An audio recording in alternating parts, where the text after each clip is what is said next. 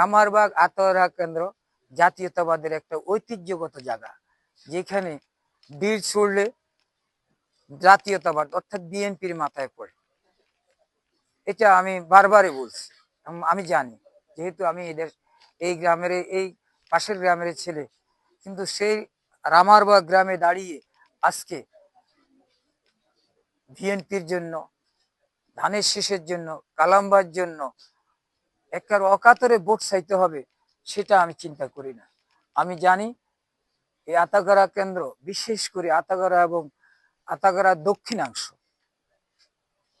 আর সমগ্র রামারবাগ আমাদের ঐতিহ্যের প্রতীক ধারণ করে ধানের শীষ। যারা ধানের শীষকে লালন করে, যারা দেশনেত্রী বেগম খালেদা জিয়ার আদর্শকে অকুণ্ঠ চিত্রে ধারণ করে, দেশনায়ক তারেক রহমানের নির্দেশনাকে মেনে চলে। আমি জানি যারা বিএনপি করে, আমাদের আসান, লালু ভাই এবং সিরাজ ভাই, সর্বশেষ আমাদের আজকের সভাপতি উত্তর ইউনিয়নের, যিনি সুদক্ষভাবে নেতৃত্ব দিচ্ছেন বিএনপিকে, যথার্থই বলেছেন, যারা ধানের শীষের রাজনীতি করি, যারা বিএনপির রাজনীতি করি, তারা অন্য কিছু করতে পারে না। আমরা আমাদের মধ্যে মতভেদ থাকবে, প্রতিযোগিতা থাকবে, কিন্তু প্রতিহিংসা থাকতে পারবে না। ধানের শীষের ক্ষেত্রে এসে আমরা কখন প্রতিহিংসার রাজনীতিতে যাব না। এই ধানের শীষ শহীদ রাষ্ট্রপতি জিয়াউর রহমানের প্রতীক, এই ধানের শীষ বেগম খালেদা জিয়ার প্রতীক, এই ধানের শীষ জনাব তারেক রহমানের প্রতীক। সুতরাং এই ধানের শীষের সাথে যারা বেইমানি করে, আমি আজকের উত্তরদা ইউনিয়নের সভাপতি জনাব এসাক মেম্বারের সুর মিলিয়ে বলতে চাই, আসলে এরা তারা প্রকৃত বিএনপি হতে পারে না, তাদের কোনো জাতীয়তাবাদ থাকতে পারে না।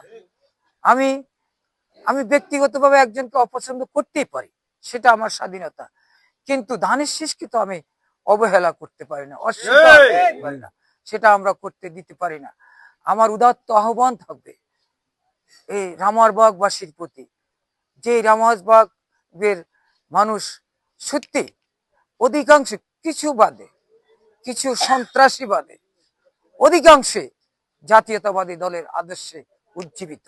সেই রামারবাগ কেন্দ্রে দাঁড়িয়ে পাশে আতাগড়া আছে, আমরা আশাবাদ ব্যক্ত করতে পারি, যেভাবে বিগত দিনে আজিম ভাইকে আমরা সর্বোচ্চ ভোট দিয়ে এখানে পাশ করেছিলাম, একইভাবে আজকে ধানের শীষের প্রতীক নিয়ে যিনি আমাদের সামনে আসছেন, যিনাকে আমাদের সর্বোচ্চ নেতা জনাব তারেক রহমান ধানের শীষের প্রতীক যার হাতে তুলে দিয়েছেন, ওনাকে আমরা সর্বোচ্চ ভোট দিয়ে ধানের শীষের প্রতীককে জয়যুক্ত করব ইনশাআল্লাহ। ইনশাআল্লাহ আমরা আশাবাদী থাকতে পারি, যেহেতু উনি বিএনপির কেন্দ্রীয় শিল্প বিষয়ক সম্পাদক, অনেক বড় পোস্টে আছে। হয়তো আমাদের দেশের কালাম সাহেব, এই জন্য আমরা চিন্তা করি না, কিন্তু কালাম সাহেব বিএনপির শিল্প বিষয়ক সম্পাদক, বিএনপির শিল্প বিষয়ক সম্পাদক। যদি আমরা দল থেকে মন্ত্রিত্ব চিন্তা করি, তাহলে উনি যে কোনো কিছুর আমরা পাশ করাই দিতে পারলে যে কোনো কিছু আশা করতে আমরা করতেই পারি। সুতরাং আমরা হেলায় এই সুযোগ অবহেলা করব না, আমরা এই সুযোগটা 12 তারিখ নেব, আমরা এই অপরচুনিটিটা নেব। আমরা কালাম ভাইকে সর্বোচ্চ ভোটের ব্যবধানে, অন্তত যেখানে আছে, আমি রামপুর আছি, রামপুর থেকে সর্বোচ্চ ভোট দেওয়ার চেষ্টা করব। আমি রামারবাগ আছি, রামারবাগ থেকে সর্বোচ্চ ভোট দেওয়ার চেষ্টা করব। আমি আতাগড়া আছি, আতাগড়া থেকে ভোট দেওয়ার চেষ্টা করব। আজকে বলতেই হয়, এই যে আলী হোসেন এখানে বসে আছে, হিরু ভাই যখন জীবিত ছিল, আলী হোসেনের বাড়িটা কোবাইয়া আগুন দিয়ে কি করছিল, আমরা হিরু ভাই আজকে আমাদের কাছে নাই, যদি থাকে উনি আমাদের কাছে তাড়াতাড়ি ফিরে আসুক, সে প্রার্থনা করি। আর যদি উনি না থাকে, আল্লাহ ওনাকে যেন বেহেশতের সর্বোচ্চ মুকাম দান করে। উনি আলী হোসেনের বাসায় দেখতে আসছিল, আমিও ছিলাম তখন। কি অপরাধ করেছিল আলী হোসেন? আলী হোসেনের অপরাধ, আলী হোসেন জাতীয়তাবাদের রাজনীতি, আলী হোসেনের অপরাধ, আলী হোসেন বিএনপি করে, আলী হোসেনের অপরাধ, আলী হোসেনের এই দেশের মেহনতি মানুষের পক্ষে কথা বলে, এই দেশের অবহেলিত মানুষের কথা বলে, যারা কিন্তু আলী হোসেনের বাড়িটা ফোফাইয়া তাকে তার বাড়িটা পোড়াই দিল, কিন্তু বিএনপি সেই পথে যায়নি। এটাই বিএনপির সবচেয়ে বড় ক্রেডিট। বিএনপি সেই পথে যায়নি। 5ই আগস্টের পরে আমরা ইচ্ছে করলে অনেক কিছু করতে পারতাম। আমি আজকের বিএনপির নেতৃবৃন্দকে অন্তঃস্থল থেকে ধন্যবাদ জানাতে চাচ্ছি, এই কারণে যে আজকে আমাদের উত্তরদা ইউনিয়নের বিগত সময়ে যারা বিএনপি নেতৃত্ব দিয়েছেন, যারা বিএনপিকে নেতৃত্ব দিয়ে আজকের এই অবস্থানে নিয়ে আসছেন, তাদেরকে কি কোনো সমস্যা কোনো সমস্যা কি বিএনপিকে নেতৃত্ব দিয়ে আজকে এই অবস্থানে ইসাক ভাইয়ের হাতে তুলে দিয়েছেন। ইসাক ভাই আমি আশা করি, আমি নিশ্চয়ই চিন্তা করি ইসাক ভাই এবং হুমায়ুন যে বিএনপিকে পেয়েছেন, এই বিএনপি একটি যথার্থ বিএনপি। এই যে বিএনপিকে যারা নেতৃত্ব দিয়ে আজকে আপনাদের হাতে তুলে দিয়েছেন, তাদের জন্য আমরা গর্ব করতেই পারি। সেই বিএনপিকে নিয়ে আমরা এগিয়ে যাব 12 তারিখে ইনশাআল্লাহ। আর একটু কথা বলতে চাই, আপনারা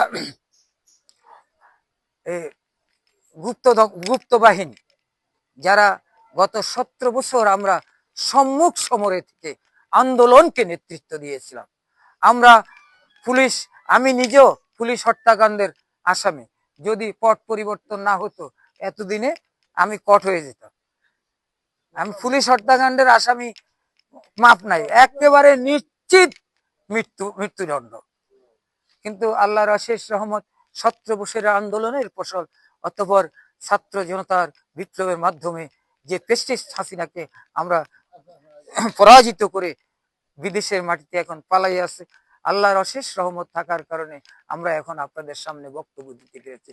যেই নেত্রী কারণে আপনারা আজকে ভোটাধিকার পেয়েছেন, সেই নেত্রীর দিকে তাকাই হলো আপনারা, বিশেষ করে যারা অভিমান করে আছেন, তারা সমস্ত অভিমান ভুলে হাতে হাত রেখে কাঁধে কাঁধ রেখে আমরা এগিয়ে যাব সেই দিনের দিকে, যে দিন 12 তারিখ আমরা সর্বোচ্চ ভোট দিয়ে সকাল সকাল আমরা ভোট দিয়ে আমাদের নেতাকে